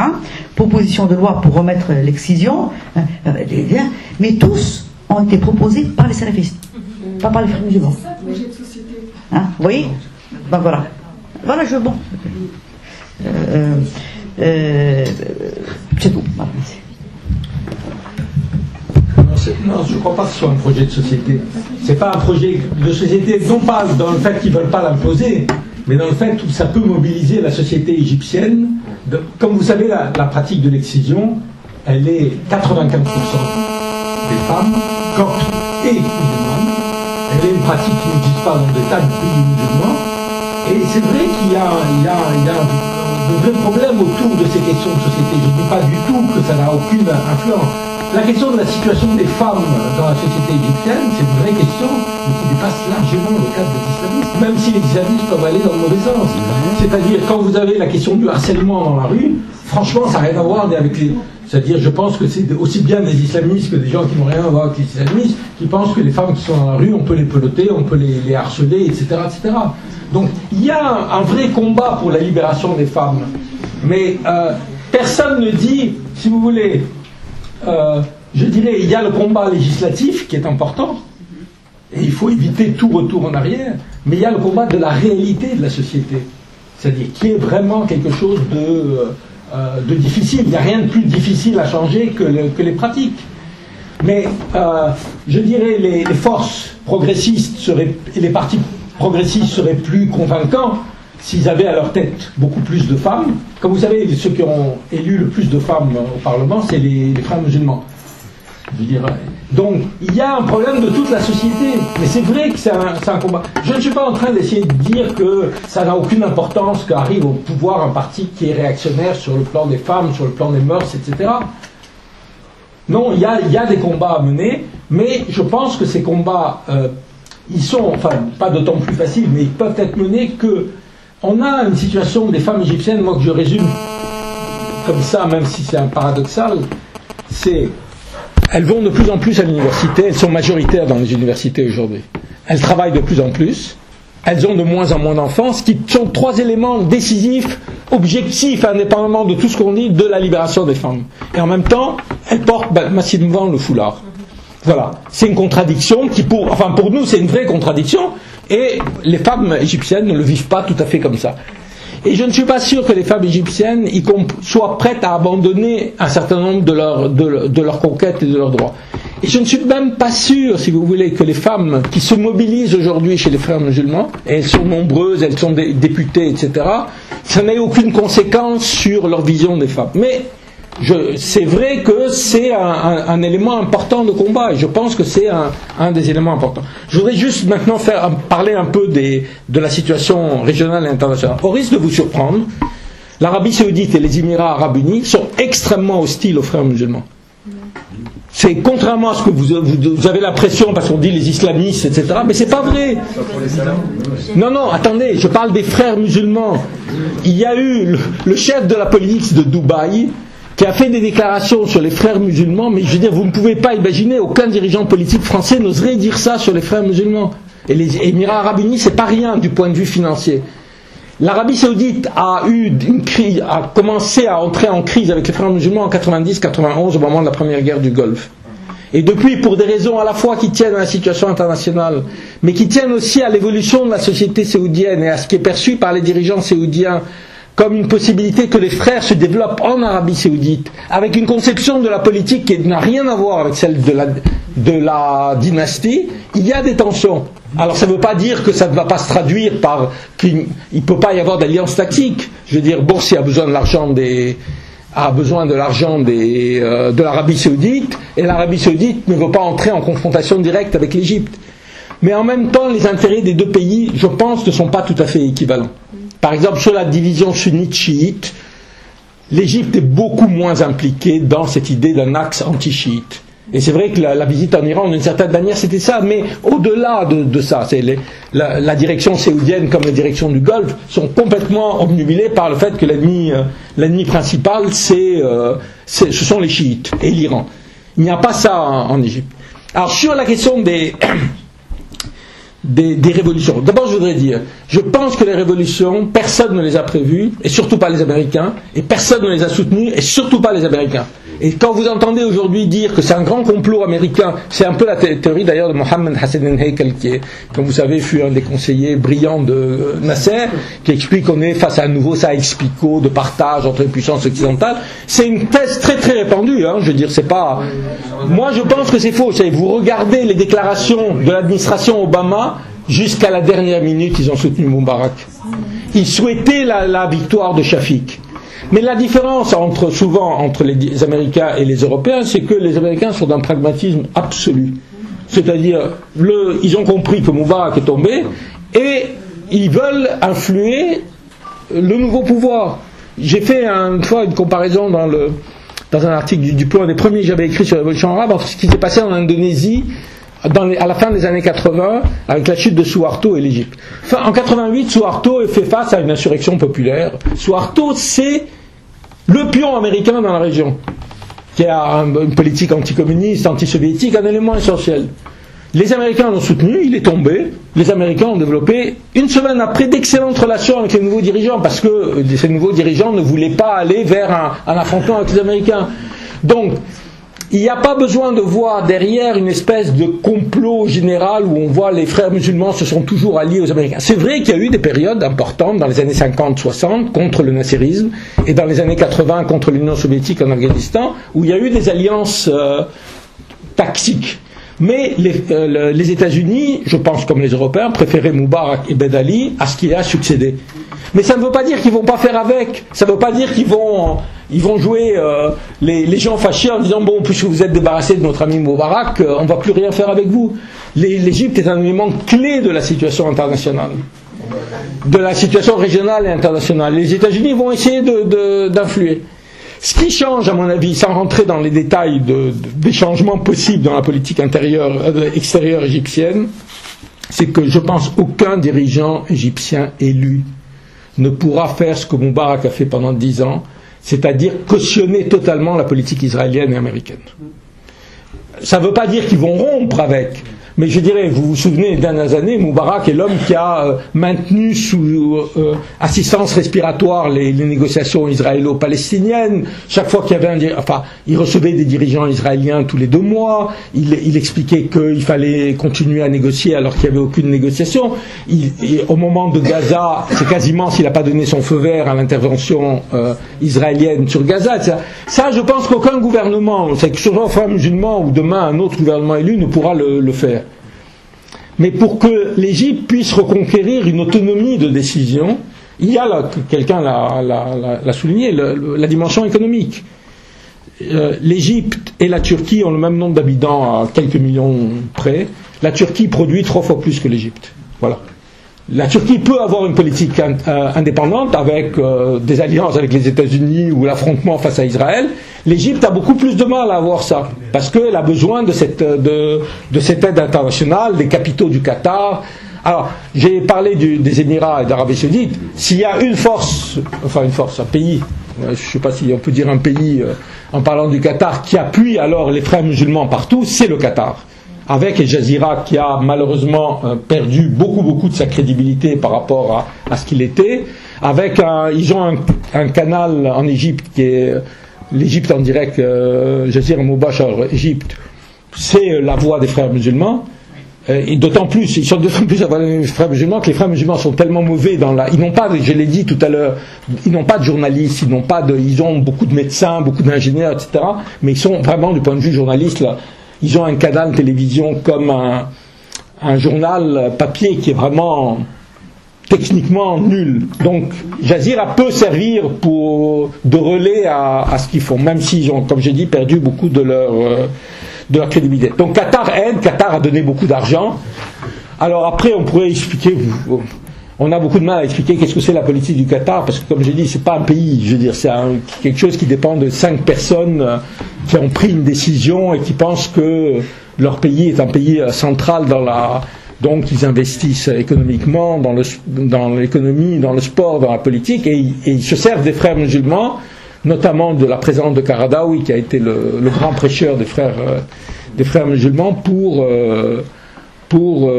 développer leur politique régionale, mais une politique régionale qui est plus complexe, qui ne se réduit pas, on le voit bien en Syrie, qui ne se réduit pas à être pour ou contre les États-Unis. Sur la Syrie, par exemple, c'est vrai que l'Égypte a haussé le ton pour faire plaisir aux Saoudiens, mais en même temps, c'est vrai que l'Égypte n'est pas pour l'intervention militaire, elle l'a dit clairement, contrairement aux Saoudiens. Elle a réuni hier l'Iran, la Syrie, l'Iran, l'Arabie Saoudite, la Turquie et l'Égypte, ce qui est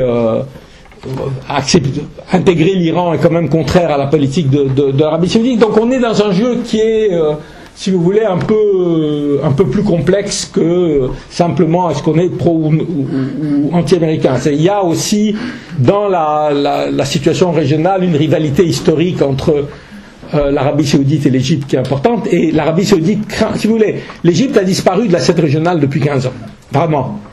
C'est-à-dire, elle a perdu toute crédibilité à la fois intellectuelle, politique, etc. Le retour de l'Égypte sur la scène régionale, je ne pense pas que ça fasse plaisir aux Saoudiens, même si c'est les frères musulmans qui assument le gouvernement.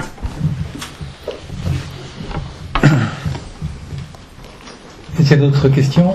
On a encore une vingtaine de minutes. Alors, ceux qui étaient tout à l'heure, j'ai frustré au moins 2 personnes.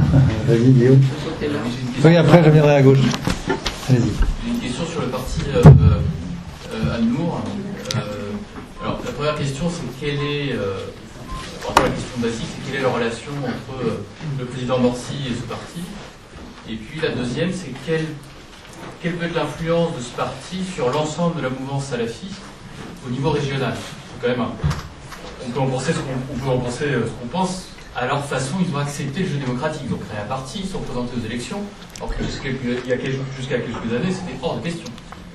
Qu'est-ce que le mouvement de cette mouvance salafiste égyptienne peut avoir comme conséquence sur... on parlait de l'Arabie Saoudite, même au Koweït, les partis politiques sont interdits. Quelle peut être... disons, l'influence d'Al-Nour au niveau régional et puis au niveau national, quelles sont leurs relations avec le président? Monsieur? Oui, simplement le fait que le gouvernement français il attache une grande importance à la révolution en Syrie.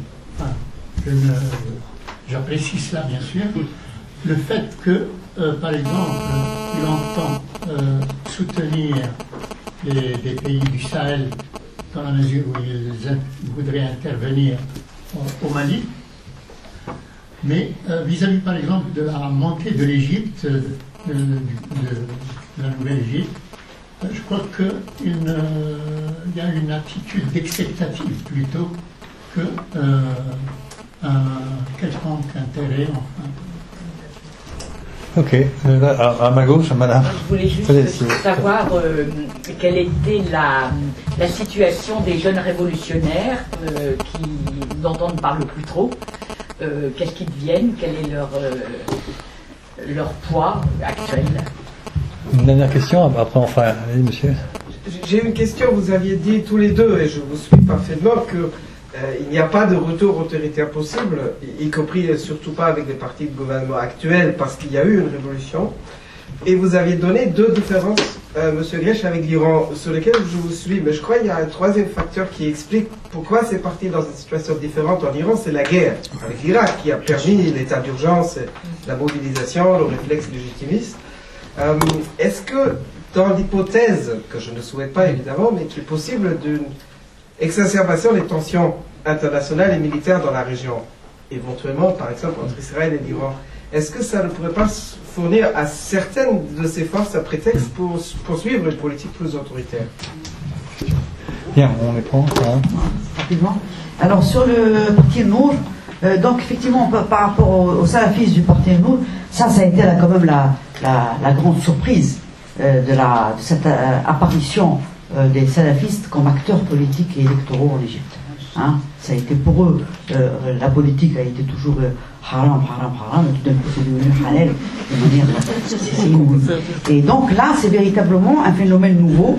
Ce phénomène nouveau actuellement, notamment au CEDEJ, sous la direction de Bernard Rougier, il y a des travaux qui sont en train de se faire sur le mouvement salafiste égyptien. Leurs relations avec Morsi et avec les frères musulmans sont des relations compliquées.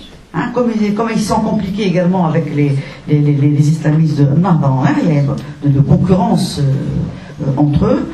Ce qu'on note, c'est que ils sont un peu fâchés parce qu'ils n'ont pas été, ils leur ont donné très peu de ministères, là au nouveau gouvernement formé sous Morsi.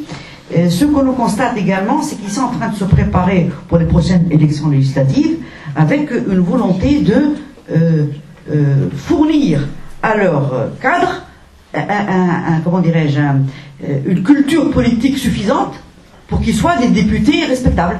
Parce qu'ils ont été étonnés du niveau, vous avez vu quand même des choses assez scandaleuses au niveau de l'Assemblée du peuple, ils proposaient n'importe quoi, et ils découvrent.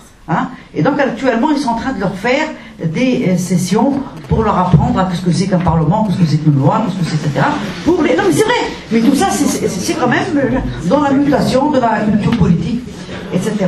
Mais moi je ne peux pas ne pas m'empêcher de penser que les salafistes ont été pendant longtemps, notamment les 10 dernières années en Égypte, plus ou moins encouragés par le régime de Moubarak pour concurrencer les frères musulmans. Et une partie d'entre eux ont été les bras droits du ministère de l'Intérieur. Et ça, c'est pas rien.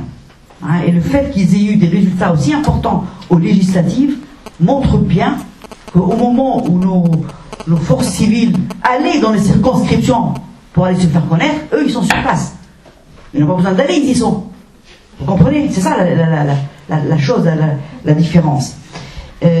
Bon, rapidement, donc, sur le plan régional, ça je ne pourrais pas vous dire. Par rapport aux jeunes révolutionnaires, où est-ce qu'ils sont?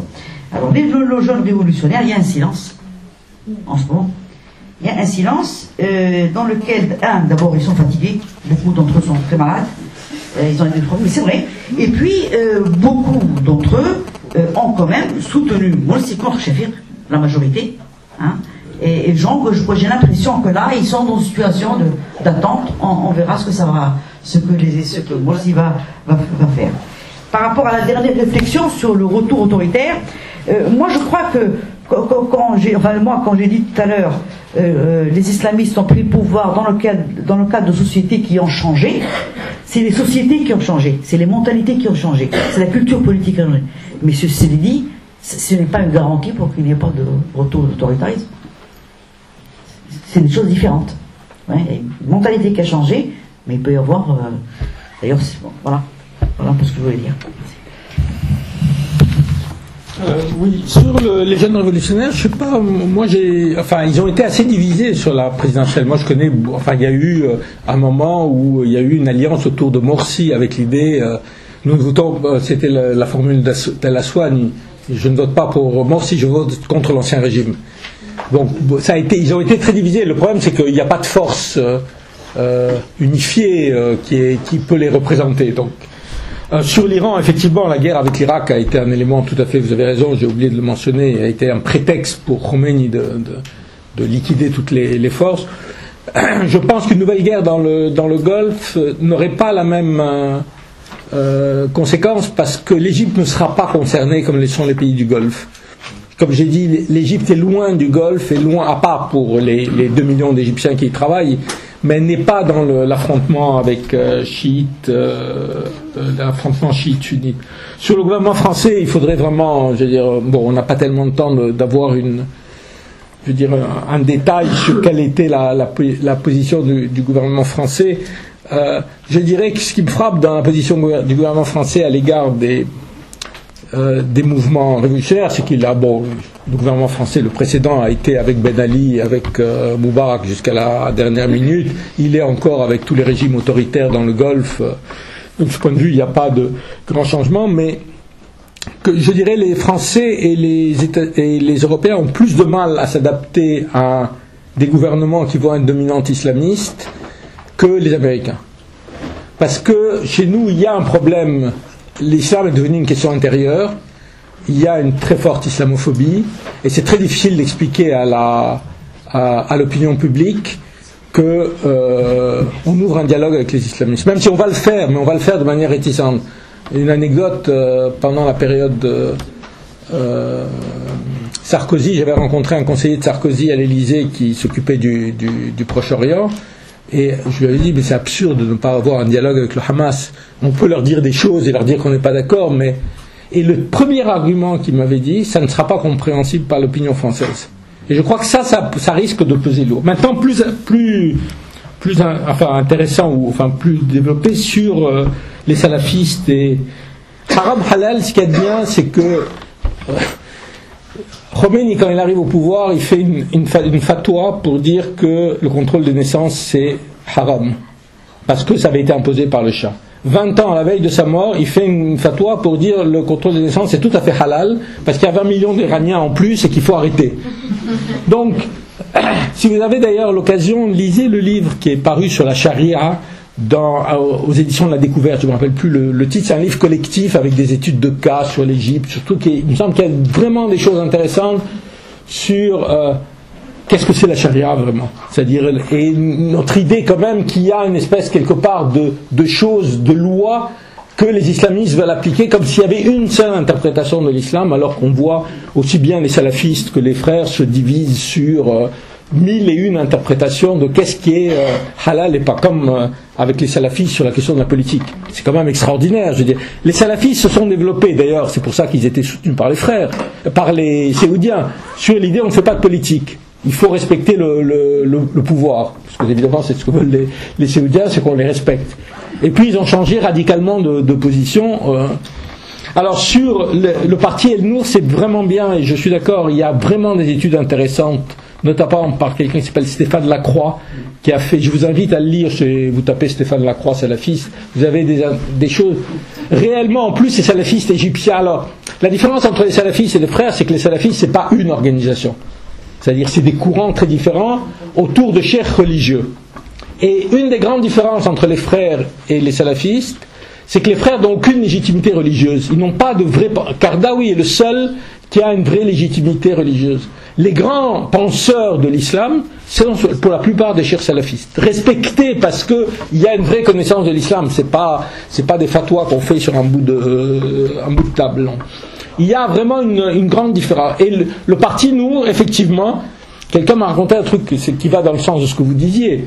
C'est-à-dire un professeur de sciences politiques. Et vous savez que le centre historique de la Darwa Salafiyya, c'est Alexandrie. Donc, quand il constitue le parti Nour, un professeur de sciences politiques d'Alexandrie reçoit un coup de téléphone de dirigeants de ce parti Nour en disant, écoutez, on veut que vous nous donniez des leçons de qu'est-ce que c'est la politique, mais pas du tout islam ou pas islam, qu'est-ce que c'est la politique. Et là, en ce moment, le parti Nour a fait des examens internes pour l'élection de ses dirigeants, c'est-à-dire vous avez 3 niveaux, donc vous devez répondre à des questions sur la politique. En fonction de la manière dont vous répondez, vous pouvez participer au 2e niveau. Et si vous avez bien répondu, vous pouvez être un cadre politique. On pourrait le faire en France aussi. Oui, on devrait le faire en France, mais ce qui est extraordinaire, c'est qu'on pourrait penser que ces gens pensent que leur conception de l'islam suffit pour faire de la politique. Or, c'est pas du tout ça. Alors, sur les rapports Nour et frères musulmans, moi j'avais rencontré des gens du parti Nour avant les élections législatives. Et c'était au moment où ils avaient rompu leurs négociations avec les frères. Et je leur avais dit, mais pourquoi vous n'allez pas avec les frères? Il dit, les frères, ils nous prennent pour des enfants. Ils nous considèrent comme rien. Eux, ils sont l'organisation structurée, cette espèce d'arrogance. Et ils pensent qu'on ne représentera rien. Vous verrez. Et eux, ils m'avaient dit, moi, je savais pas, vous verrez les scores qu'on va faire. Ils ne s'y attendent pas. Et effectivement, ils ont fait des scores tout à fait étonnants. En plus, il y a un autre phénomène, d'ailleurs, qui est assez curieux dans l'évolution du parti Nour. Les frères musulmans sont une organisation très très structurée. C'est-à-dire pour grimper dans la hiérarchie, il faut avoir fait de la prison, il faut passer 10 ans, etc. Les salafistes cherchaient des candidats. Et ils ont pris des candidats, des jeunes qui étaient évidemment islamistes, mais qui n'avaient pas qui n'avaient pas cette expérience politique. Et vous trouvez parmi eux, je dois dire, à ma grande surprise, des gens dont vraiment on se demande comment ils peuvent être salafistes. C'est-à-dire des gens, entre guillemets, modernes, et ouverts relativement sur le monde, s'intéressant, etc. Et en même temps, qui ont un vrai respect pour les cheikhs. Ça, c'est un truc qui m'a frappé, c'est-à-dire le rapport avec les cheikhs. Mais en même temps, une grande autonomie. Et quand j'ai demandé à un cheikh, vous savez que les salafistes ont appelé à voter pour Aboul Foutour, qui est un dissident des frères musulmans, qui était considéré, alors par certains, il est un agent des frères musulmans camouflé, je ne crois pas, il était considéré comme un des candidats de la révolution. Et j'ai demandé à un cheikh pourquoi ils ont appelé à voter pour lui, parce que franchement, il a une conception de l'islam beaucoup plus ouverte que celle des frères. Ils m'ont dit, c'est parce que les jeunes chez nous voulaient qu'on vote pour lui. Et donc, on s'est plié alors.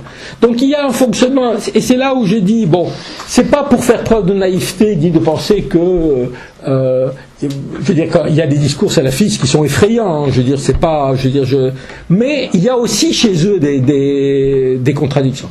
Et il y a un autre élément qu'il n'y a pas chez les frères, c'est une vraie implantation populaire, beaucoup plus que les frères. Les frères, c'est plutôt les couches moyennes inférieures, les couches moyennes.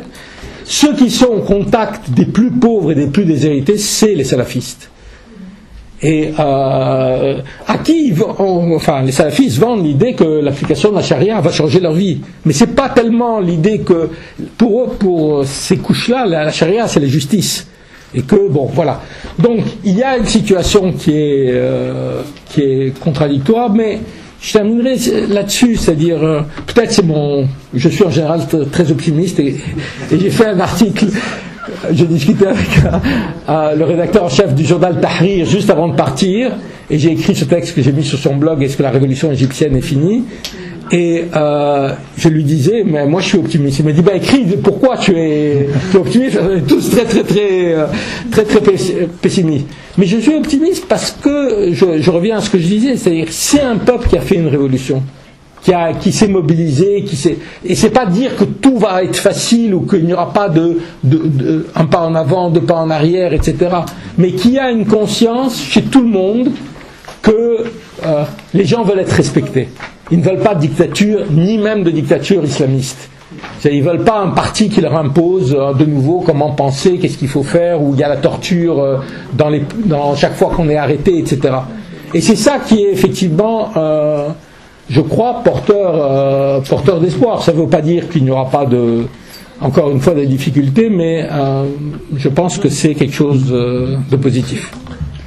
Bien, alors on a encore 5 minutes. Oui, pour peut-être conforter ce que vous venez de dire, j'ai discuté avec des fonctionnaires qui travaillent à l'Assemblée du peuple depuis longtemps. Et ils m'ont dit que jamais ils n'ont vu des députés aussi intéressés par ce qu'ils font, parce qu'avant c'était des députés du PND, donc ils venaient là pour demander dans des situations de clientélisme au ministre de leur donner des visas, des machins, etc. Mais ils ne s'intéressaient pas à la politique. Là, tout d'un coup, ils m'ont dit, on n'a jamais vu ça. Hein. Aussi bien de la part des frères musulmans que de la part des salafistes. Et les salafistes surtout, qui sont plus, ils ont découvert qu'on pouvait faire des choses, donc ça ne va pas arrêter, ils étaient passionnés, intéressés, tout ce qu'on veut. Mais par contre, par rapport aux frères musulmans, ça a posé un problème par la suite. C'est que De manière générale, les frères musulmans sont connus pour leur ancrage local et pour les services qu'ils rendent aux habitants de la circonscription. Pendant les 4 mois où ils ont géré l'Assemblée du peuple, ben, ils s'occupaient de politique nationale. Donc ils ont fermé leur mobile, leur portable, et ils ne répondaient plus à ce que faisaient. Et donc ça s'est répercuté au niveau des élections présidentielles. Les gens disent, ils nous ont oubliés, ça y est. Vous comprenez? Donc je crois que c'est voilà ce que je voulais dire. Il n'y a plus personne qui répond sur le mobile en Égypte. Et contacter quelqu'un est devenu absolument une tâche désespérée pour un journaliste. Bien, on va arrêter. On avait dit 8h, on a des contraintes multiples. Merci beaucoup d'être venus et merci à nos deux